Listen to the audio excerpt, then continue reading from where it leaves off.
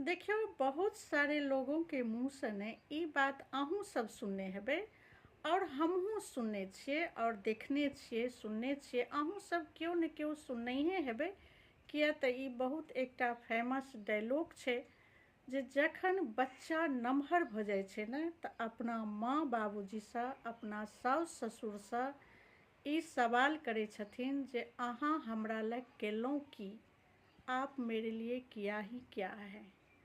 ई जे सवाल बच्चा पूछै छै ने, बहुत सारा लोग जे छै से अपना माँ बापके ई बात बाजि दै छथिन, लेकिन एहि बातके जवाब की छै से बुझलियै। आइ काल्हिके समयमे जे बच्चा पालन पोषण करै छै ने, ओहि बच्चाके लेल बहुत सारा सुविधो भऽ गेल छै। डायपर भऽ गेल छै, तऽ ई साफ करैवला, ओ साफ करैवला बहुत सारा सुविधा बच्चा पालन करैमे भऽ जाइ छै, भऽ गेलै हन।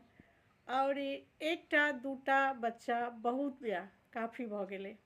लेकिन पहिलेके समयमे जे अपना बच्चाके पालन पोषण केने छथिन ने, ओ कतेक मेहनतसँ केने छथिन बुझलियै। सबटा अपना हाथसँ साफ करै छलखिन बच्चा सबके। और एकटा बच्चा कोरामे और एकटा बच्चा चलैत रहै छलै। एकटा बच्चा ओहिसँ कनि नमहर, एकटा ओहिसँ नमहर, 5-5टा 4-4टा बाल बच्चाके पालन पोषण पहिलेके समयमे जे माँ करै छलखिन, हुनका दिलसँ सैल्यूट छै। जे माता पिता एकटा गृहस्थ रहथुन या फिर बहुत कम पहिलेके समयमे रहै छलै माता पिताके पास, गृहस्थो भल कतबो पैघ रहथिन लेकिन पाइ कौड़ीके तऽ दिक्कते रहै छलै, लेकिन अपना बच्चाके केना पालन पोषण करै छलै से एकटा माता पिता बुझै छै।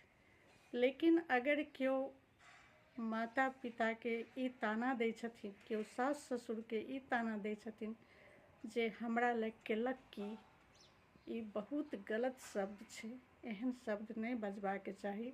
हमसब बहुत जगह सुनलिए हन, तऽ आश्चर्य लागैए सुनिकऽ बुझिकऽ जे ई शब्द बहुत लोक बाजि तऽ दै छै, लेकिन ओहि माता पिताके ऊपर की बीतैत हेतै जे अपना बच्चाके कतेक कष्टसँ पालन पोषण करै छै।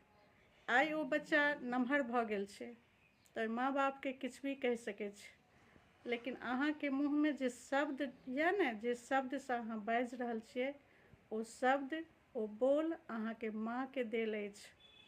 माँ खुद गीलामे सुतै छलै और अहाँके सूखामे सुताबै छलथि, किया तऽ पहिले डायपरके इंतजाम नहि छलै, आब भल डायपरके इंतजाम छै। तऽ माता पिता बच्चा लए की केलकै, एहि जीवनमे केओ कर्ज नहि उतारि सकैए एकर। अपना एहि जीवनमे कर्ज नहि उतारि सकैए। हर चीजके कर्ज उतरि जाइ छै, लेकिन माता पिता सास ससुरके कर्ज एहि जीवनमे नहि उतरै छै। ई डायलॉग हम बहुत लोकके बाजैत देखलिए तऽ हमरा रहल नहि गेल, ताहि दुआरे आइ एकटा वीडियो बना लेलहुँ जे ई शब्द बहुत खराब छै। केओ अपना माता पिताके ई नहि कहियो जे आपने मेरे लिए किया ही क्या है, या हमरा लए केलनि ही की। ई शब्द बहुत खराब छै। ओहि जे माता पिता छथिन हुनका हदसँ ज़्यादा तकलीफ होइ छै, किया तऽ सारा जीवन अपना बच्चे लए करै छै, बुझलियै। भऽ सकैए ई वीडियो किनको खराब लागत तऽ माफ़ करब, लेकिन ई शब्द बहुत खराब छै जे केओ बाजि दै छथिन अपना माता पिता लए।